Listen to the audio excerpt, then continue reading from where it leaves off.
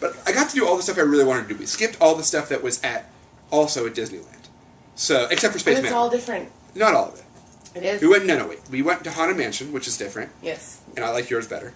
And I went on the Nightmare Before Christmas version when I went. I was there in September, so that was very cool for me. And we went on Space Mountain, which was different. Yes. But I like ours better.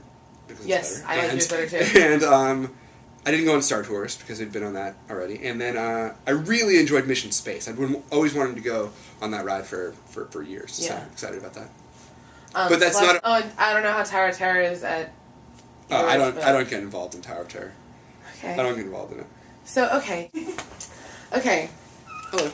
Back to not Disney, which we really could talk about forever. Yeah, that's fine. I think that speaks more closely to who I am anyway than like what albums. Wolfpack. How did you come up with Wolfpack for your fandom? Okay. Because you have followers now. You have like your own little Alex Carpenter fandom in its own right. Yeah, I guess so. And I think Wolfpack. There's that's true. There's like a little Venn diagram of fandoms that occur now where people can exist in multiple things, which I think is really cool. Like, I think a great example of that is the WROCK fandom overlaps with another fandom called the Nerd Fighter community, which is like John and Hank Green and a lot of YouTubers. Those overlap quite a bit. And then, of course, you've got like WROCK fans who are also Star Kid fans, and there's like a Venn diagram there. Yeah. And I sit sort of squarely in the middle of all those. But, yeah, I did daily vlogs for quite a while, actually. I do very often vlogs at this point. Yes. And somebody in the comments said, you need to come up with something to call us. Because I just was like, hey guys, or something like that at the beginning of videos. And someone actually suggested it. I should go back and look through the comments and give them cookies or something. Maybe but someone came up with Wolfpack. The Lupins. Right, no, I always do a lot of stuff with wolves and dogs. That's where that came from. But I thought it was pretty funny, the Wolfpack. Yeah. So it's kind of stuck pretty well. All right. Are you into like acting at all? Because I know you do the parodies and you make all those videos and you do all that stuff. But like, I know like your friend Whitney does like sketches where she's characters. Would you ever look into like going into that, or are you more music? I would love to do that. I mean, when I was younger, that's what I thought I was going to do. Like my whole life, I thought I was going to be an actor, and then after that, I thought I was going to be a writer, and now I'm doing music. But for a long time, that was going to be my career path. But it's a lot of work, and it's not. I don't know. It's not that it's not rewarding, but it's just a lot of rejection. And I don't really particularly like that lifestyle. But I think I get to do all of those things with what I do now. I get to act a little bit, and I'm maybe not playing characters with like different, wigs and makeup and stuff, but I get to sort of do that a little bit with my videos and with my songs, step into people's voices, which I think is a lot of fun. You've done reviews too. I think one of my first videos that I ever saw you was reviewing a Harry Potter sequel.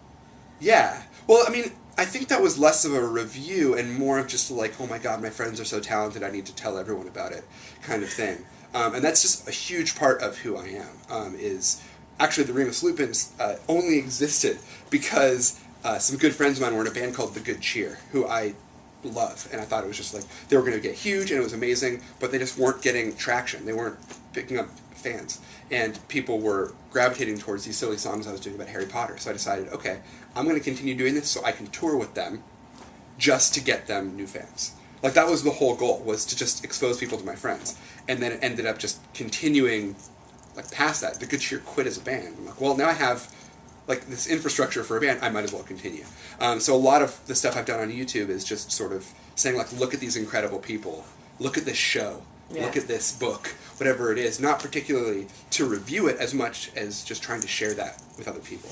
I just enjoy that. There's nothing I like more than having somebody come up to me and be like, thank you for introducing me to Doctor Who, or, anything like that. Like, so many people have told me that that they found Star Kid through my recommendation. Not through that video, but just like, I mean, this is going to sound like so hipstery, but like, I saw a Harry Potter musical before it was even called that. Like, I saw it on like it was like before it was on YouTube. I saw it at like, my friend had a DVD copy of it, and it was like, oh my god, we need to make this happen.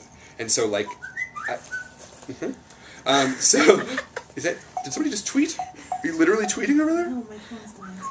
Sorry. No, it's totally. I was just kidding, because it whistled like a bird. So yeah, it was like we were sharing that with people that summer, like before it was on YouTube, like building a groundswell for it then. And of course it blew up after that, but like I'm very happy to be part of helping spread that at all. I like what they stand for. I like that they stand for friendship and fart jokes and just being as mean as possible to each other on stage. Yeah. I actually had a conversation with Nick about it, and it was like, why? I asked him, why do you think people are so into your shows? And he goes, I don't know. And I was like, what values do you think StarKid embodies? And it's like, is it like friendship or like inclusion or like what all these things that people get out of it? And he goes, I don't know. We're just really, really mean to each other. I love the Nick Lang impression that he's doing right now. I can't do a good Nick Lang impression anymore, but I used to be able to do a good one. I can do a pretty good Joey one, but I'll save that for later. Yeah? We'll see. Now, I remember your video where you were answering questions from the media, like all your social media, where you were asked 1.5 billion times how you found StarKid, how you became friends with StarKid. Yeah, that was fun. Can we talk about how you became friends with StarKid, or is that already... You've already talked about it and you don't care to share it. No, that's fine. I just like that because I got to, as I said, mess with people with it. I mean, and the funny thing, here's how dumb people are. So I answered, for the people who have not seen the video, which is almost everyone watching this, I'm sure, I did like a question video where people tweeted at me what their questions were, and I replied with real answers, and I got the question, how did you meet the Star Kids? 1 million times, and I get this all the time. I get, how did you meet everybody? But I specifically chose it because it's funny. And every time the question came up in this video, I would give a different answer. Yes. A different outlandish answer. Yes. Ridiculously outlandish answers. Like, I met Dylan when we both climbed Mount Everest. Right. Or I met Brian in rehab. Or, like, Jamie Lynn Beatty was my high school sweetheart. Like, all of these ridiculous things. Which are not real. None of those are true. The real answer, I'll tell you in a second, but people still, to this day, like, ask me about going to prom with Jamie. Oh my god. You know what I mean? Or, like, what was Brian in rehab for? You know what I mean? And it's like, it's so obviously sarcastic. You know, I think I said I ran a 100-mile marathon with Dylan Saunders. I think that's what it was. And it's just like, can you imagine Dylan and I in a marathon? We'd just be sitting there giggling with each other. It'd be stupid. Anyway, the real way that I met them was I'm very good friends with Steph Anderson, who went to Michigan with them. And so I knew Meredith from before. And then... Steph was the one who brought us the original HP the Musical DVD, and we watched it. And then that summer there was an HP convention called Alcatraz. Yes. And off of San Francisco, right? Yeah, it was in San Francisco. And so Darren was there, and Joey, and I think Dylan was there for a bit, and Brian and Nikki were there. And so we hung out at that convention and we just had a good time. We were all on a boat. I was playing... But the funny thing is it had not really broken yet. Like, the musical was just starting to get traction. So no one knew who they were just yet. And I remember because, this is funny thinking about it now. So we were sitting in the lobby, and at that time, like, my band was a much bigger deal than it is now, and I was sort of, like, mobbed with people. And we were in the lobby, and I saw Joey and Darren walk in, and they just looked like the most lost puppies. And I figured, like, they didn't know anybody there. So, like, I went over and introduced myself and, like, hey, anything you guys need, let me know, like, all this sort of stuff. And so, like, I sort of reached out to them, like, great job, saw them, and they're like, whoa, you saw that? How's that possible? But, so that was really cool, and I think we sort of became friends. No. Okay. No.